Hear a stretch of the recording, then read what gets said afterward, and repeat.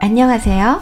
오늘은 비비어 목사님의 책 관계에서 8장 모든 것을 드러나게 하는 시험에 대해 읽어보도록 해요. 지난 시간에는 예수님이 하나님의 아들이심을 믿고 고백한 베드로에 대해 알아보았는데요.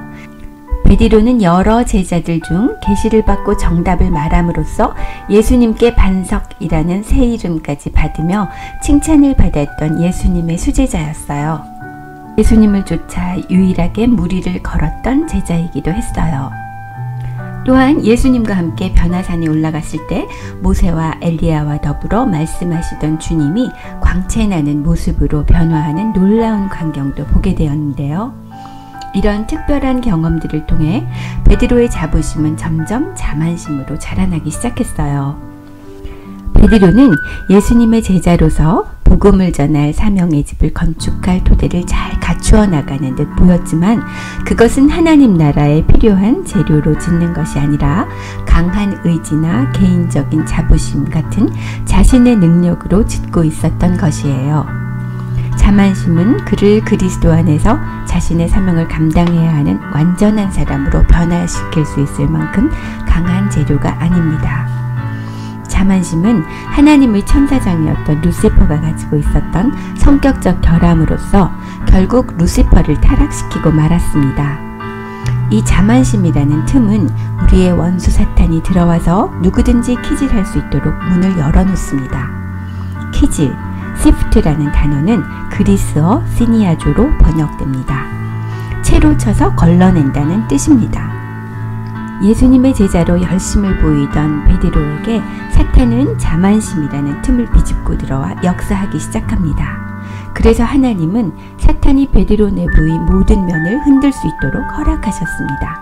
흔들릴 필요가 있는 것은 모두 흔들 수 있도록 하셨습니다. 이러한 키질을 통해 이기심이나 자만심의 뿌리를 두고 있는 것이라면 그 어떤 것이든 깨끗이 제거될 것입니다. 이런 지독한 키질을 당한 결과 베드로의 모든 자만심은 사라졌고 남아있는 것은 하나님에 대한 사랑과 믿음이라는 확고한 토대뿐이었습니다. 베드로는 강했습니다. 하지만 그의 힘은 그가 가진 기질 안에 내재되어 있던 성격적 힘이었지 하나님이 주시는 겸손한 마음의 힘이 아니었습니다.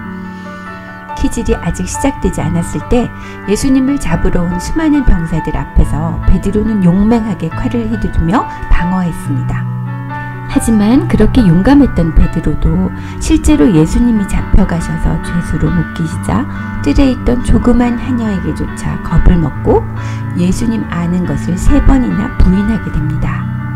사람들은 대부분 넘어지고 죄를 짓게 될 때 아주 큰 사건이 계기가 된다고 생각하지만 의외로 아주 작고 보잘것없는 일이 우리를 가장 크게 뒤흔들기도 합니다.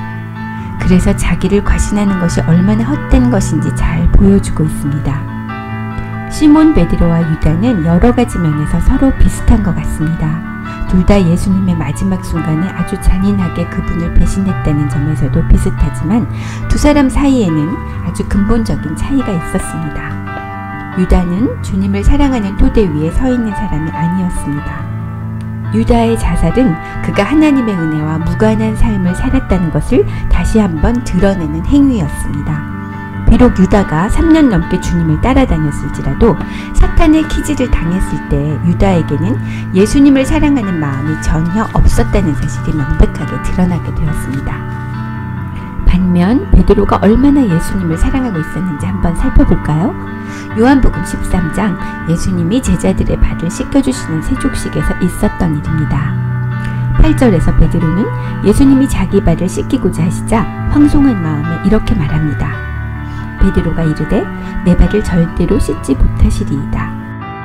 내가 너를 씻어주지 아니하면 네가 나와 상관이 없느니라. 예수께서 이렇게 말씀하시자 베드로는 내 발뿐 아니라 손과 머리도 씻어주옵소서 라고 말합니다. 예수님을 사랑하는 베드로의 마음이 느껴지시나요? 예수님이 너희들이 지금은 내가 가는 곳으로 따라갈 수 없다 하고 말씀하시자 37절에서 베드로는 주여 내가 지금은 어찌하여 따라갈 수 없나이까? 주를 위하여 내 목숨을 버리겠나이다 라고 말하기까지 합니다. 이제 베드로가 얼마나 예수님을 사랑하는지 확실히 느껴지시죠? 베드로는 예수님이 하나님의 아들이심을 확신했고 또 3년간 따라다니며 그분이 하시는 일들을 통해 진심으로 예수님을 사랑하고 신뢰했습니다. 아마 예수님의 아우라는 대단했겠죠? 많은 사람들은 입술로는 주님을 구주라고 고백하지만 예수님이 진정 누구신지 알지도 못할 뿐더러 주님을 진정 사랑하지 않습니다. 그러다가 실망스러운 일이라도 생기면 하나님께 마음이 상해서 그분과의 교제를 끊어버립니다.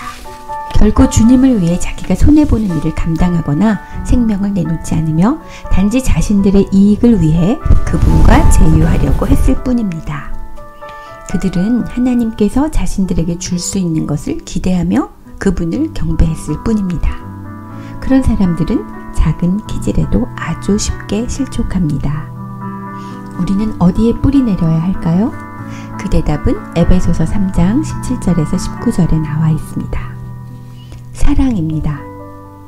너희가 사랑 가운데서 뿌리가 박히고 터가 굳어져서 능히 모든 성도와 함께 지식이 넘치는 그리스도의 사랑을 알아 그 넓이와 길이와 높이와 깊이가 어떠함을 깨달아 하나님의 모든 충만하신 것으로 너희에게 충만하게 하시기를 구하노라. 이렇게 써져 있네요. 우리는 사랑 안에 뿌리를 내리고 털을 잡아야 합니다. 하나님을 향한 우리의 사랑이 바로 우리의 기초요 토대가 되어야 합니다. 하나님은 사랑이십니다. 그분에게는 어떤 이기적인 것이나 악한 것이 없으며 자신이 십자가에 못 박혀 피 흘리고 죽는 고통을 당하면서까지 우리를 사랑하셨습니다. 그래서 우리에게 아주 실망스러운 일처럼 보이는 일도 우리가 하나님에 대한 믿음만 잃지 않으면 결국 우리에게 좋은 일이었던 것으로 밝혀집니다. 반면 사탄은 언제든 우리를 파괴하려고 안달하며 기회를 엿보고 있습니다. 우리가 하나님을 믿는 믿음 안에 확고히 서 있다면 아버지 하나님의 돌보심 아래서 벗어나지 않을 것이며 혼자 힘으로 스스로를 돌보려는 유혹에도 빠지지 않을 것입니다. 우리는 때로 우리 인생을 아주 근시안적인 안경을 쓰고 바라보게 됩니다. 그 안경은 실물을 왜곡시킵니다. 하나님은 영원이라는 관점에서 우리가 겪는 일들을 바라보십니다. 빠른 세월 속에 안개와 같이 잠깐 살다가 갈 우리 인생을 영원한 천국으로 인도해 주시는 하나님을 생각해 보세요.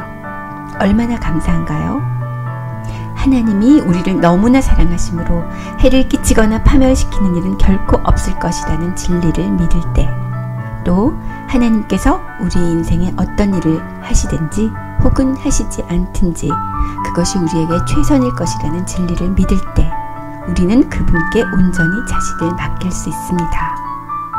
우리가 사랑하는 예수님께 자신을 온전히 드리고 주님의 돌보심에 자신을 맡기게 되면 우리는 이제 우리 것이 아니기 때문에 어떤 경우에도 실족할 리가 없습니다.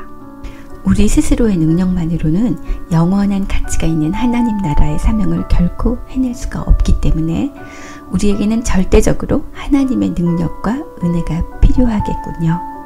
그 무엇보다 이것을 주님께 간구해야 하겠습니다. 오늘은 우리가 하나님의 자녀로서 감당해내려면 자만심을 버리고 진정으로 하나님을 사랑하는 마음을 가져야 한다는 것을 배웠습니다. 우리를 죽기까지 사랑하시는 하나님을 이 순간부터 더 사랑하게 되시기를 바랍니다. 그럼 다음 시간도 기대해 주시고요. 다시 만날 때까지 안녕히 계세요.